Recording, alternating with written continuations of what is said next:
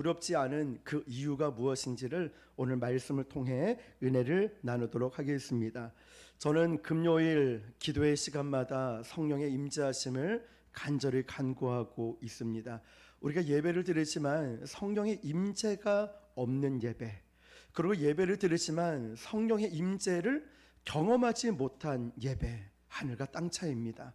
습관과 형식적으로 우리가 주일과 수요일, 금요일 새벽 예배 드릴 수 있습니다. 그런데 여러분, 성령의 충만함과 임재를 경험한 예배는요, 그 사모함과 그 경험 때문에 어떤 분들은 막 교회를 옮기고 어떤 분들은 기도원, 부흥 집회에 막 참석을 하죠. 그러나 저는 어떠한 곳을 가기보다 이 자리에 성령께서 날마다 충만히 임재하기를 간구합니다. 그렇게 기도하고 그렇게 찬양하고 그렇게 우리는 부르짖고 있는 것입니다. 마음이 참 행복합니다. 한 번으로 끝나는 것이 아니라 성령께서 지금도 우리 믿음대로 마음을 여신 또 간구하는 자에게 오늘 불같이 바람같이 역사하실 줄 믿습니다. 사모하십시오. 간구하십시오. 갈급한 가난한 마음이 되십시오. 애통한 마음이 되십시오. 하나님, 나에게 다른 사람은 성령을 경험하고 성령 충만함을 받아 어떤 사람은 은사도 받고 능력을 받고 울부짖어 회개하는데 하나님, 저에게도 그런 은혜를 베풀어 주십시오 라고 간구하는 자에게 하나님이 반드시 크신 은혜 주심을 믿으시길 바랍니다. 시편 57편은 다윗이 이렇게 말하죠. 1절 앞에 우리 성경을 보시면 표제가 있는데요, 작은 글씨인데 우리 보이시는 분들 한번 읽어볼게요. 57편 1절 위에 작은 우리 표제가 있습니다. 시작. 다윗의 믹담의 시, 인도자를 따라 알다셋에 맞춘 노래. 다윗이 사울을 피하여 굴에 있던 때에. 자, 많은 학자들은 이 굴이 어떤 굴이냐면 엔게디 동굴이라고 말을 합니다. 다윗이 오늘 1절에 이렇게 고백을 하죠. 하나님이여, 내게 은혜를 베푸소서. 내게 은혜를 베푸소서. 내 영혼의 주께로 피하되 주의 날개 그늘 아래에서 이 재앙들이 지나가기까지 피하리이다. 아멘. 히브리시에서 같은 말이 두 번 반복된다는 것은요, 강조하는 거나 또는 간절함의 의미가 있습니다. 보통은 내게 은혜를 베푸소서 이러면 한 번으로 끝나는데 오늘 본문 보니까 내게 은혜를 베푸소서, 또 한 번 내게 은혜를 베푸소서라고 되어 있습니다. 그렇다면 다윗의 간절한, 또 다윗의 이런 강조하고 싶은 그런 마음들이 있을 거죠.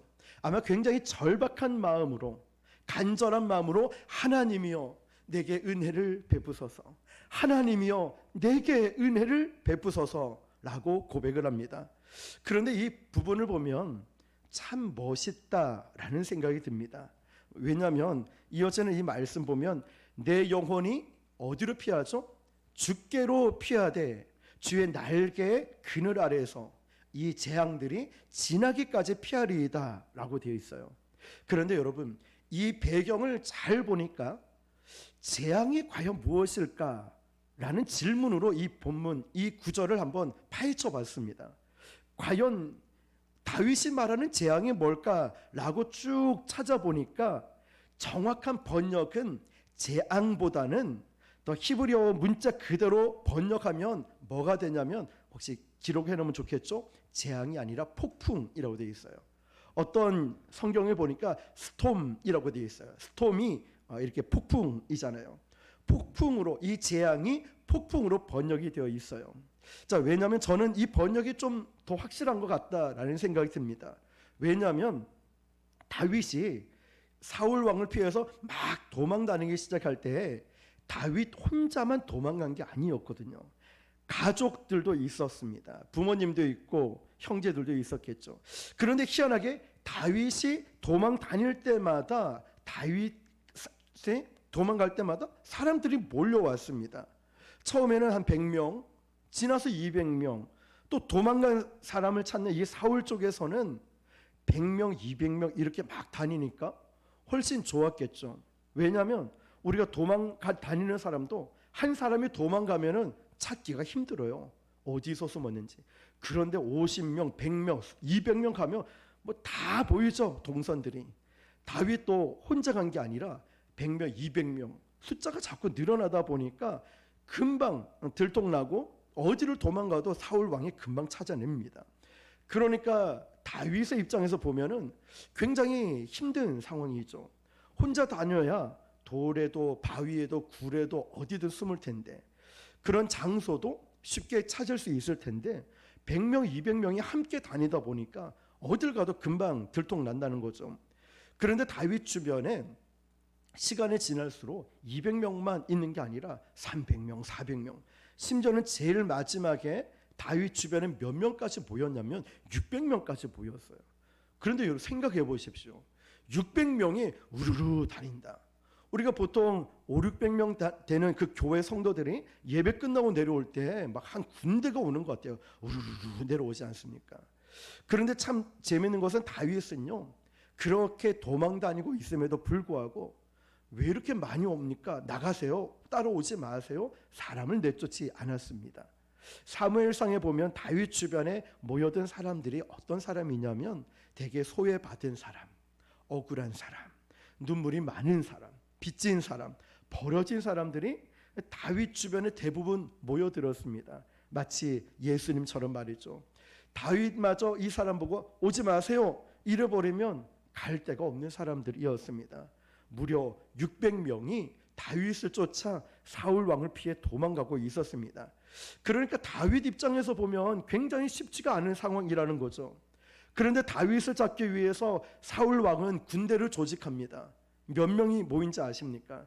그 다윗 한 사람을 잡기 위해서 한 군대를 조직했는데 사무엘상에 보니까 몇 명이냐면 3,000명이나 돼요. 그 한 사람 잡을 거라고. 자, 여러분, 그런데 이 3,000명이 다윗을 잡으러 올 때마다 꼭 나타나는 현상이 있습니다. 그게 오늘 본문의 재앙 대신 스톰이라고 하는 폭풍이라는 의미예요. 왜냐하면 다윗은 지금 광야에서 계속 숨어서 들킬만 하면 다른 곳으로 옮겨 다녔거든요. 광야는 사막 같은 곳이죠. 그 사막에 우리가 모래사장만 걸어도 막 모래바람이 일어나고 신발하고 다리 쪽에 막 엉망이 되잖아요. 먼지가 일어나니까. 그러니까 이 광야의 사막의 먼지는 엄청났습니다. 거기는 풀도 없고 물도 없는 곳이었거든요. 그러니까 먼지가 굉장히 많았기 때문에 조금만 걸어도, 혼자 걸어도 먼지가 일어납니다. 다윗이 어떤 광야에 또 산에 숨어 있으면 가끔 저 먼 곳에서 어떤 폭풍 같은 게 일어나요. 먼지 폭풍들이. 그러면 다윗의 마음은 어떨까요? 덜컥 내려앉아요. 사울인가? 나를 죽이려고 오는 건 아닌가? 이런 마음 때문이죠. 그런데 여러분, 한두 사람도 아니고 3,000명의 군대가 동시에 막 다니고 있어요. 그러면 이 먼지 폭풍은요, 이런 말할 수가 없는 거예요. 조금은 멀리서 보더라도 이 먼지 폭풍이 확 일어나요. 그런데 멀리서 보면 이게 사울이 보낸 군대의 폭풍인지 아니면 자연적으로 일어나는 먼지 폭풍인지 구분이 되지 않는다는 거예요. 다윗 입장에서는 이 먼지 폭풍, 모래 폭풍만 일어나면은 깜짝 놀래요. 그냥 막 뒷골이 막 오싹할 정도로 말이죠. 그런데 그 모래 폭풍에서 갑자기 우리 영화나 드라마처럼 어떤 그림자의 실루엣이 딱 나타나는 거예요. 칼을 들고 창을 들고 쫙 나타날 때 다윗은 나 죽었다. 나 끝났다. 사울이야. 사울 군대야. 이런 마음이죠. 그러면서 갑자기 이 모래 폭풍 사이에서 그 실루엣의 한두 명이 아니라 3,000명이 우르르 드러나게 되는 거죠. 다윗이 얼마나 두렵겠습니까? 바로 이 장면, 이 배경이 오늘 1절의 이 말씀이에요. 그렇기 때문에 재앙이라는 게 뭐냐면 원문 그대로 하면 스톰, 폭풍이라는 거죠. 자, 이걸 염두에 두고 1절을 다시 읽어볼게요. 시작. 하나님이여 내게 은혜를 베푸소서. 내게 은혜를 베푸소서. 내 영혼이 주께로 피하되 주의 날개 그늘 안에 이르서 이 재앙들이 지나기까지 피하리이다. 아멘. 하나님, 나를 잡기 위해서 사울 군대 3,000명이 지금 옵니다. 모래 폭풍을 일으키면서 모래 먼지를 일으키면서 3,000명이 옵니다. 이 재앙이, 이 폭풍이 지나기까지 저는 주님의 날개 아래, 그늘 아래 피하겠습니다. 그 그늘 아래에 숨겠습니다 라고 고백을 합니다. 그런데 이런 생각해 보셨습니까? 도대체 다윗이 말하는 주님의 날개가 뭘까? 하나님의 날개가 달렸나 천사처럼? 여러분, 그러면 다윗이 날개 아래 피한다는 의미가 또 뭘까요? 지금 사울이 3천 명의 군대를 데려오고 있는데 모래 폭풍을 일으키면서 오고 있습니다.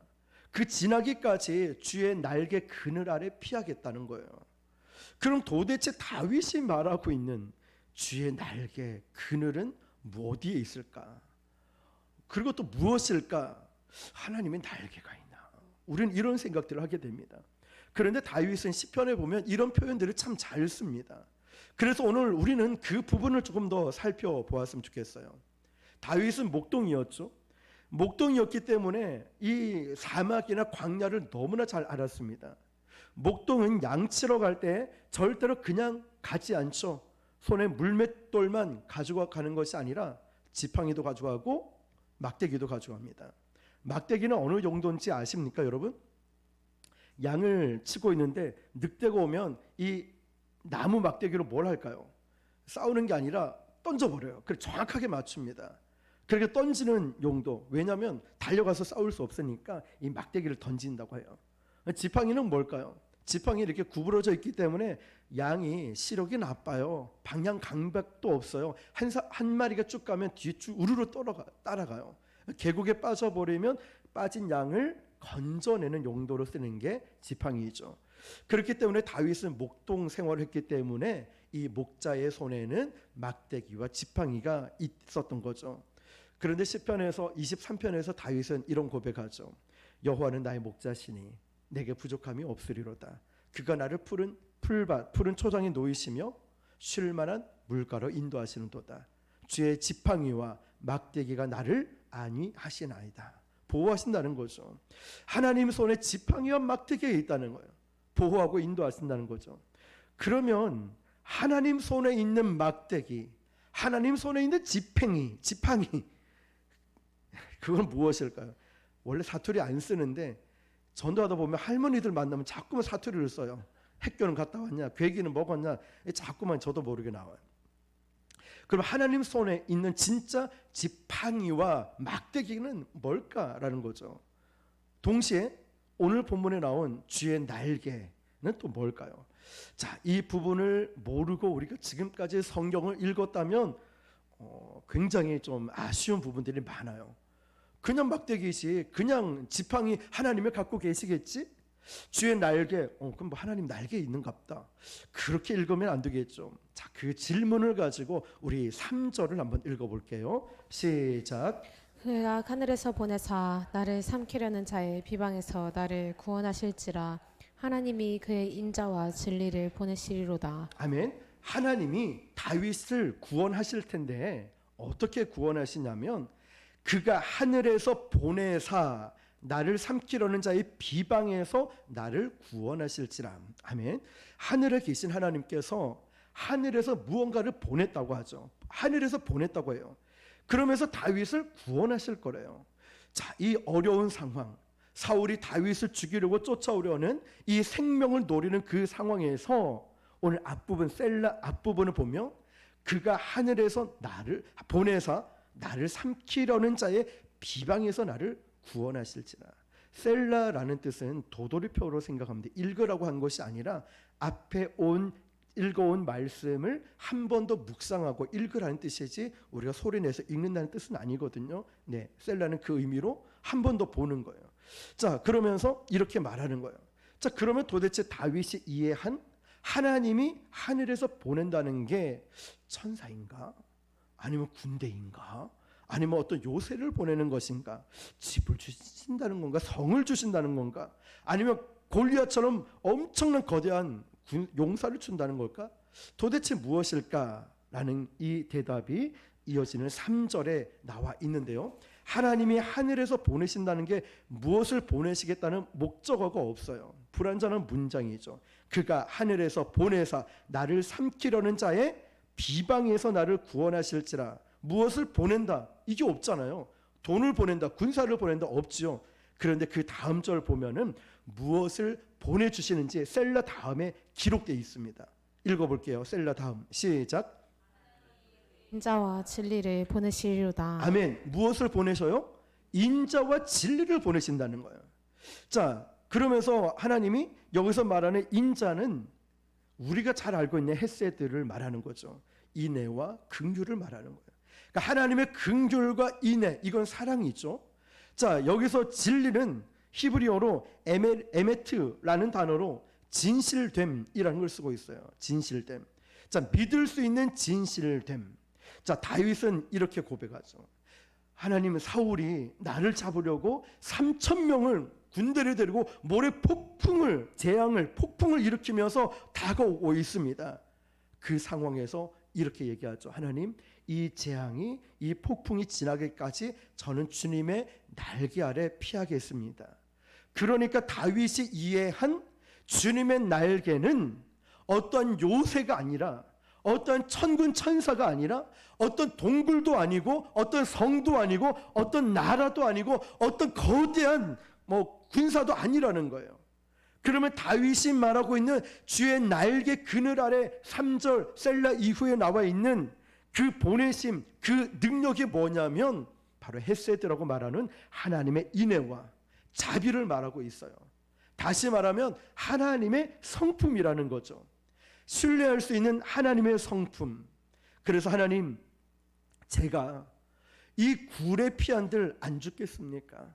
하나님, 제가 저 바위 밑에, 저 요새 밑에 저 사람을 의지한들 제가 안 죽겠습니까?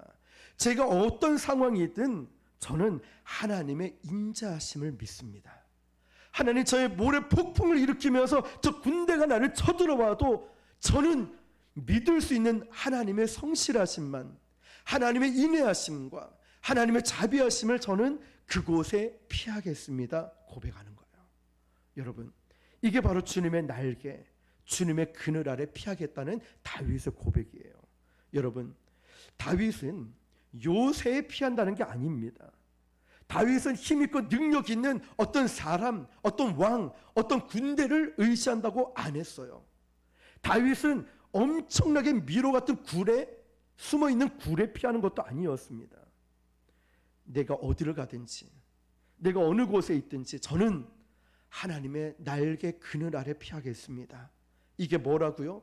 하나님의 성실하심과 하나님의 인자하심과 믿을 수 있는 하나님의 그 성품, 자비로우심과 사랑 안에 제가 피하겠습니다. 이 뜻이에요. 여러분, 어떻게 이런 고백을 할 수 있을까요? 나 같으면 좀 돈 있고 빽 있고 잘 사는 사람, 힘 있는 사람 찾아가면 또 거기가 안전할 것 같죠. 다윗도 물론 그렇게 고백할 수도 있었겠죠. 당장 눈에 보이는 그곳에 숨고 싶겠죠. 그런데 3,000명이라는 어마어마한 군대가 다윗 한 사람을 잡으려고, 죽이려고, 나를, 여러분을 무너뜨리려고 막 사단 마귀가 환경을 통해, 사람을 통해, 가장 가까이 있는 사람을 통해, 질병을 통해 막 무너뜨리려 할 때 우리는 누구를 찾아갈까? 누구한테 도와달라 할까? 내가 어느 집에 갈까? 우리는 이런 생각할 때가 많이 있죠. 그런데 다윗은 그런 고백을 한 것이 아니라 주의 날개 그늘 아래 피하겠습니다. 다시 말하면 하나님의 인자하심과 하나님의 그 인애하심, 자비하심과 성실하심과 무궁무진하신 그 능력 안에 제가 거하겠습니다. 이 고백을 하는 거예요. 여러분, 어떻게 이런 고백을 할 수 있을까요? 저는 이 말씀을 보고 다윗을 생각하면서 어떻게 이럴 수 있을까? 물론 우리 중에는 그런 일들이 생기면 막 금식하시고 새벽기도 나오시고 저녁에도 기도하시면서 믿음으로 돌파하시는 분들이 계십니다. 참 귀한 분들이죠. 근데 저는 생각을 해봐요. 나는 과연 그럴 수 있을까? 나는 정말 하나님께 전적으로 의지하고 맡길 수 있을까? 나는 그럴 수 있을까라는 생각. 다윗처럼 이런 고백을 할 수 있을까? 아니, 평상시에는 할 수 있어요. 그렇죠?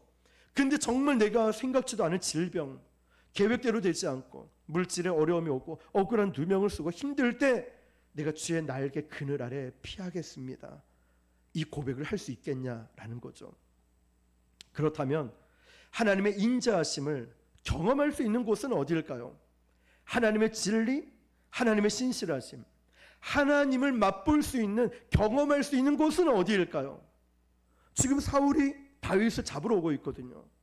나를 죽이려 하고 있거든요. 그러면 그곳을 경험할 수 있는 곳이 어디일까? 여러분 10절을 읽어볼게요. 10절 시작.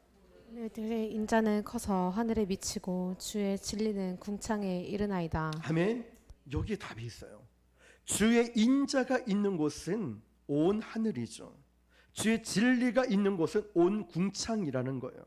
그렇기 때문에 하나님의 인자하심과 진실하심과 선하심을 맛볼 수 있는 건 어떤 특별한 장소가 필요 없습니다. 왜냐하면 온 하늘과 온 궁창에 하나님이 계시거든요.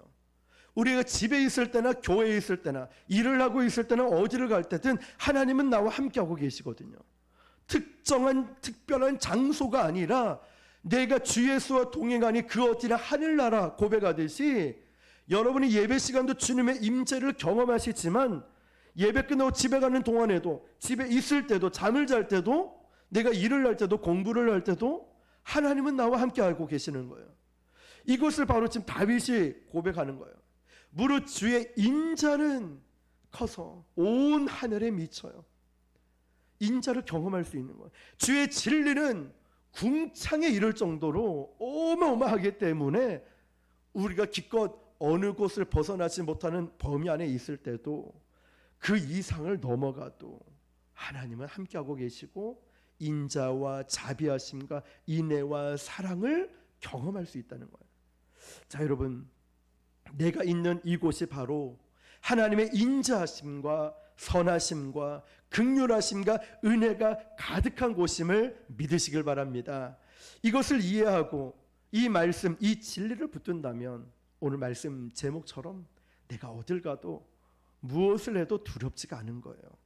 우리가 이 사실을 깨닫지 못하고 꼭 교회 와야지만, 꼭 기도원 가야지만, 꼭 내가 어떤 장소의 개념으로 이해하는 것이 아니라 내가 있는 어느 곳이든 예배 장소가 되고 내가 있는 어느 곳이든 하나님이 함께하고 계신다는 것이죠. 지금 그래서 사울의 3,000명의 군대를 몰고 나를 죽이려고, 다윗을 죽이려고 오는 상황에도 지금 내가 있는 이 광야 엔게디 동굴이라 할지라도 하나님의 인자하심과 하나님의 선하심과 긍휼하심을 맛볼 수 있는, 풍성히 맛볼 수 있는 곳이다. 다윗이 고백하는 거예요. 나를 죽이려고 하는 사울의 군대 3,000명 중요하지 않아요. 비가 내리고 창수가 나고 중요하지 않아요. 내가 어느 사막 광야에 있느냐 중요하지 않아요. 내가 얼마나 많은 숫자, 규모, 크기 상관없어요. 중요한 건 지금 내가 하나님을 경험하고 있는 것, 지금 내가 하나님과 동행하고 있는 것, 그 하나님의 선하심이 나를 보호하고 있다고 믿는 것, 우리가 이것만 붙든다면 두렵지가 않아요. 하나님은 내 기도에 반드시 응답해 주신다. 나를 고쳐주신다. 나를 성공하게 한다. 나를 이끌어 주신다. 나를 보호해 주신다. 나를 책임져 주신다. 나를 새롭게 할 것이다. 지켜주실 것이다. 이거를 우리가 붙든다면, 하나님의 신실하심을 내가 입으로 날마다 선포하고 붙든다면 두렵지 않다는 거예요. 어떤 상황에도, 어디에 있어도 말이죠. 그런데 여러분, 에이 뭐 하나님 선하심이 너 뭐 눈에 보여? 차라리 요새가 좋지. 차라리 바위 밑에, 차라리 저 사람을 의지하지. 어떻게 하나님 긍휼을 느낄 수 있냐고. 차라리 다른 나라 군대를 의지하지. 그러니까 늘 두려워요. 그러니까 늘 두렵다고요. 사람을 의지해서 배신당했잖아요. 건강 믿고 있다가 갑자기 덜컥 큰 질병에 걸리고, 내가 물질을 의지하고 있다가 한순간에 증발해 버려요. 그냥 통장에 들어왔는데 스치듯 지나가 버려요. 없어요. 내가 의지했던 모든 것들이 영원하지 않다 보니까 늘 두려워요. 늘 두려워요. 그러니까 다윗이 생각한 게 뭐냐면, 저 요새는 언젠가 무너지니까 아니야. 저 멋진 성, 저 성도 무너져. 바벨론 무너지지, 절대로 무너지지 않을 거다 했지만 다 무너졌잖아요. 다윗이 이 고백을 하는 거예요. 나 요새도 피해봤고, 성에도 피해봤고, 군대도 의지해봤고, 내 힘도 의지해봤고, 엄청나게 위대한 장군도 만나봤고, 내가 수많은 곳에 곳곳에 다 숨어보고 피해봤는데, 그 어떤 것도 나의 피난처는 될 수 없었다는 거예요. 여러분 경험해 보시지 않았습니까? 나는 저기 가면 마음 편하겠지. 이 사람 만나면 마음 편하겠지. 아니었어요. 저는 아니더라고요. 산에 올라가도, 아니면 제가 좋아하는 일들을 해도, 영화를 봐도, 차를 마셔도, 제가 드라이브를 가도, 뭘 해도 마음이 절대로 편하지 않았어요. 어디 숨으면 괜찮겠지. 아니었습니다. 다윗이 그 고백을 하는 거예요. 여러분도 경험해 보셨잖아요. 다윗의 고백은, 하나님, 제가 여기도 숨어봤고, 제가 저기도 의지해봤고, 하나도 도움이 안 됐어요. 그런데 주님, 제가 이제 알았습니다. 나의 유일한 피난처는 하나님의 성품이라는 것, 하나님의 품 안에 제가 비로소 깨달았습니다. 하나님의 인자하심을 의지하고 하나님의 자비로우심 안에 안겼을 때, 하나님의 그 사랑 안에 제가 거했을 때, 제가 어느 곳에 있든 누구를 만나든 가장 안전하고 가장 평안하고 가장 행복하다는 것, 제가 이제 깨달았습니다. 오늘 우리가 이거 깨닫는 게 중요합니다.